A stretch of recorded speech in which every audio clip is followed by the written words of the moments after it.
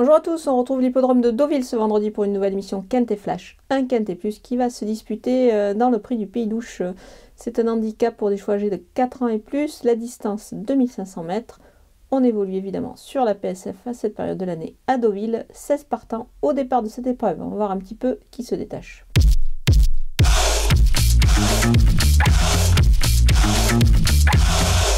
On attaque avec les bases, le numéro 2, Kozaken Fifel, pas facile à dire pour ce cheval qui réussit parfaitement sur ce parcours. C'est 3 sur 3 ici pour lui, il s'annonce vraiment redoutable.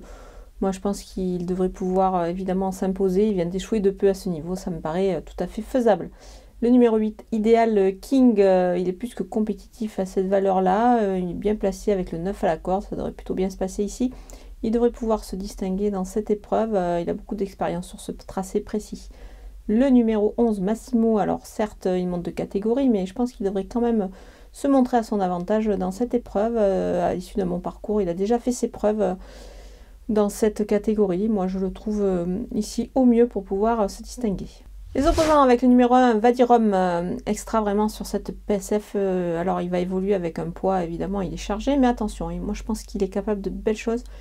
Il a démontré qu'il avait beaucoup de moyens et puis surtout, il est en forme. Le numéro 6, Devil in the Sky, il n'a pas si mal couru que cela dernièrement. Il est capable de bien faire dans cette épreuve, on va le suivre en confiance. Le numéro 5, Bozio, mérite un certain crédit, on ne va pas le condamner sur son dernier échec. Il vaut bien mieux que ça, évidemment, il l'a prouvé. Ici, il a tiré un bon numéro de corde, il devrait pouvoir en profiter. Le numéro 13, Kaliand, en forme, est vraiment extra sur ce parcours. Il fait partie des possibilités, des belles possibilités pour les places ici. Mon coup de poker, c'est numéro 4, Kaleo Palace. C'est la ligne directe avec Oza Kimfeld, qui me paraît plutôt bonne. Le cheval est extra et malgré le 12 à la corde, je lui vois une belle chance à l'arrivée.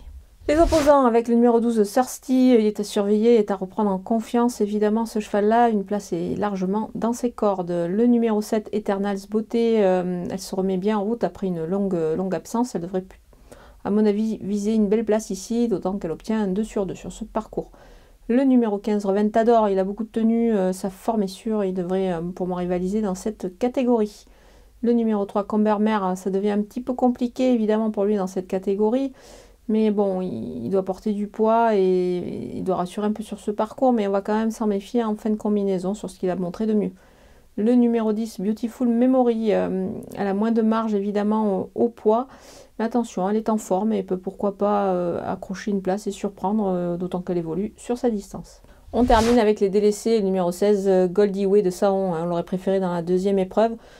Mais c'est sûr qu'il va faire de son mieux, mais ça me paraît compliqué avant le coup. C'est pour cette raison que je vais m'en passer. Le numéro 14, Step Morning, il faut voir ce qu'il vaut à ce niveau-là. C'est pour ça que je préfère attendre et le regarder courir. Le numéro 9, Nicoletto, ça se complique un petit peu pour lui à ce niveau-là, à ce poids.